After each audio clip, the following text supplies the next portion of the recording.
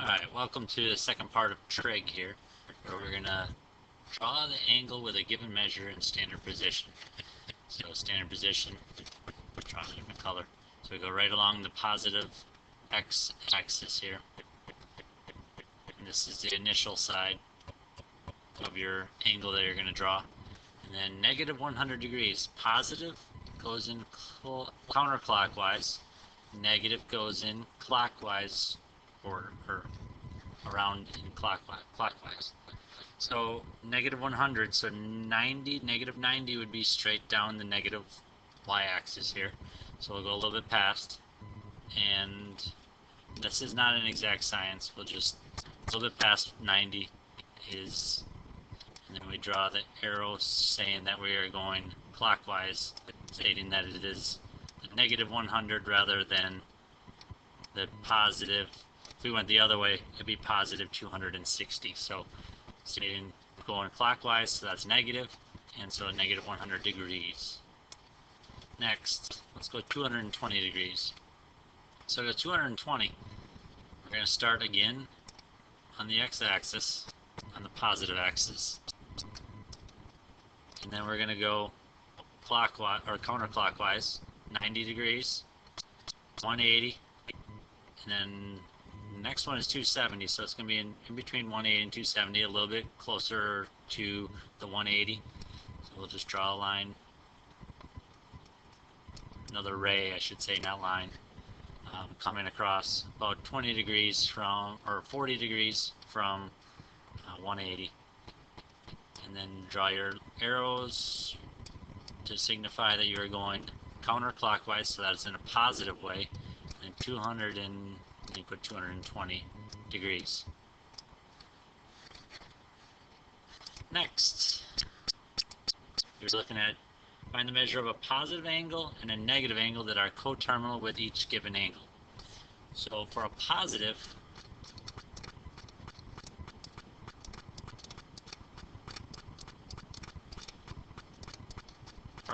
angle, you're going to just take 250 and add 360 degrees. So you're just finding another degree measure that will be at the exact same point as 250. So let's take 250 and add 360 degrees because that's a full circle. And you have 610 degrees. That's the positive, so that's a positive number. And then negative, so we take the 250 degrees, and we're going to subtract 360. And you're going to keep subtracting 360 until you get a negative number. But we already have a negative number here, a negative 110. Sneak another one in there. Negative 110, so a negative number, it's negative.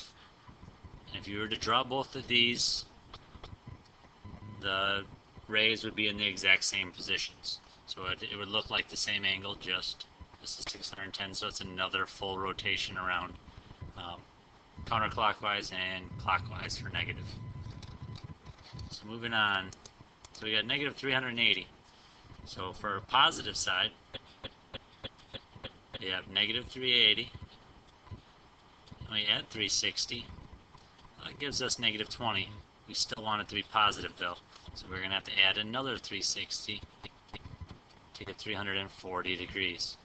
So this is our first. You could keep adding 360 if you want, as long as it's positive, as long as it's a positive number, but you always have to add 360 because that's a full rotation around, which would represent both rays being in the same position as a negative 380 degree angle. So the negative side, we have negative 380, and we're going to subtract 360, which gives us negative 740 degrees. It's a negative number. We're looking for a negative, so that is our answer. You can keep subtracting negative 360 if you like, but there's no need to do that.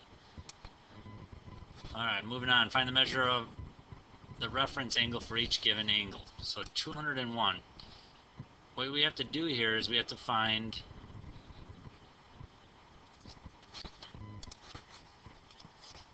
so a reference angle is just an angle that is closest.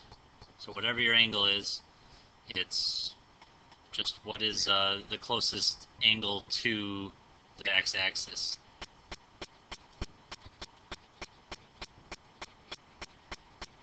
So the closest angle you can make closest to the x-axis.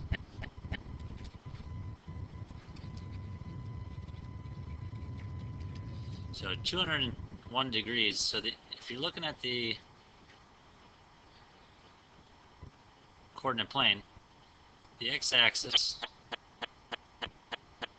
right here. So if you're looking at, if it's 201 degrees, it's going to go, well, maybe not right there, maybe a little bit up from there. But the closest to get to the x-axis is right here. And from the x-axis down, that angle would be, so this is 180 degrees. Plus 180 degrees to get back to the x-axis, starting at the initial side here. So that's 180. So we have to take the angle we're looking for here, so 201, and you subtract it from 180 in this case, and it gives you 21 degrees. So the angle measure we're looking for, 21 degrees, and that's the reference angle. So it's something that it's easier to look at or imagine 21 degrees than 201. So that's another way to look at it is, you know 180 pretty easily, you know 90, 180, 270, but 180 is an easy one to look off of. Otherwise it's off of 0 degrees. So it's anything along the x-axis. So next, negative 108 or negative 800 degrees. So if we're looking at negative 100 or 800, what I would do is I would just keep on adding. You could add 360, keep adding 360 to it. So that's 440, keep adding 360. That's one full rotation, so it'll go right back to the x-axis. And so that's negative. So that's negative 80 degrees. And the reference angle is always positive. So even though this is a negative angle, what we're going to do is we're going to draw that angle, and we'll figure out what is closest to the x-axis. So it up here, and so negative 80 would be down here. The closest way to get to back to the x-axis is right here. So this was a negative 80 degrees, but the reference angle always positive. So reference, oh, that's nice, but reference angles are always positive.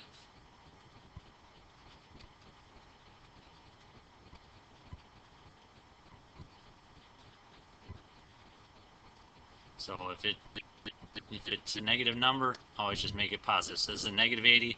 Closest to get to the x-axis is 80 degrees to the positive x, and the other way would be 100 degrees to get to the negative x-axis. So 80 is closer. So 80 is the reference angle. That's your answer here. All right, let's look on. So point P is a point on the terminal side of the angle in standard position, angle theta. Find the exact value of the 6 trigonometric functions for theta. So I am going to write all 6 functions down. I'll pause it, and then next time you see it, it'll be there. Okay, so I have all 6 trig functions here written down. We have sine, cosine, tangent. Should be fairly comfortable with those. And then we have cosecant. This is the inverse of sine. We have secant, which is the inverse of cosine, and cotangent was the inverse of tangent. A lot of times people get these two mixed up. I think one of the easy ways to look at it is secant here. If you look at it backwards, think an inverse. It's kind of like a cos for cosine, and it's backwards inverse.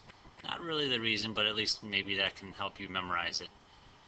So now we're looking at points 5, negative 2. So 5 and negative 2. So what we're going to do is I'm going to draw a triangle.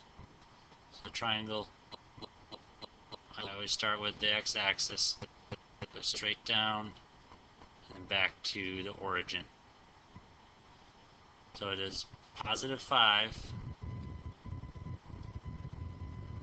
thought I had a different color. And 2 down. Distance is always positive, so 2 down. Even though it's negative, we're going to have positive.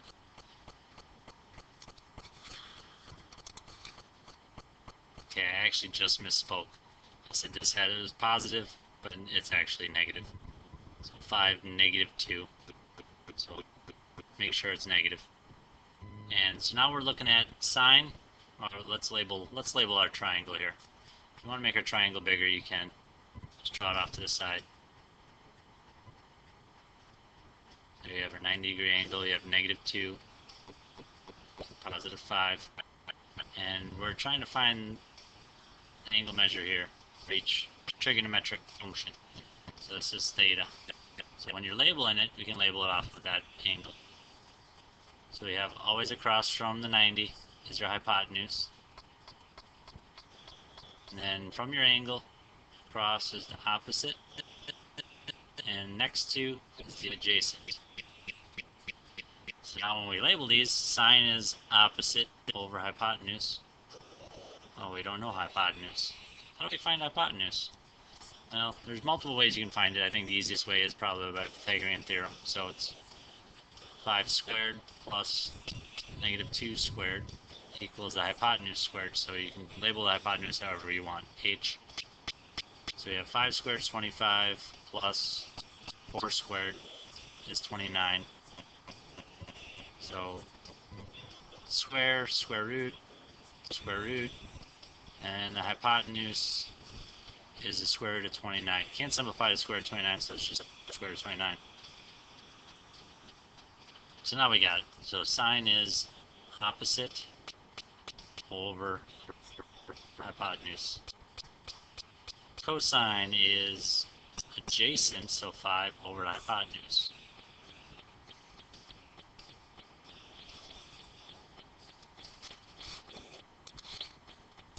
Sorry for the music the last couple minutes. Didn't realize it was playing so quiet. Anyways, tangent is opposite over adjacent. So we have negative 2 over 5. And cosecant is inverse of sine. So that'll be the hypotenuse over the opposite. And you can put the negative on the numerator if you'd like. Secant is the opposite or inverse of cosine. So the square root of 29 over 5. And the cotangent, not a surprise, is the inverse of tangent. So it's 5 over negative 2. And again, if you want to put the negative on the numerator, probably more mathematically sound than keeping it on the denominator.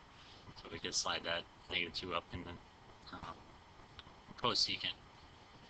But that's it. Those are the trigonometric functions. And if you wanted to solve each one, you could do the inverse sine, inverse cosine, inverse tangent, and you'll get the actual angle measure for theta. Alright, thank you.